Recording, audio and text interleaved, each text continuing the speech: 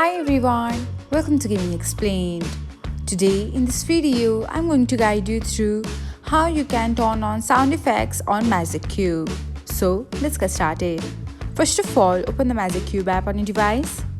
Now you can find a gear icon, tap on it and then select sound effects. And that's it, selecting sound effects will enable it. Thanks for watching. Don't forget to subscribe to our channel so that you'll never miss another gaming update.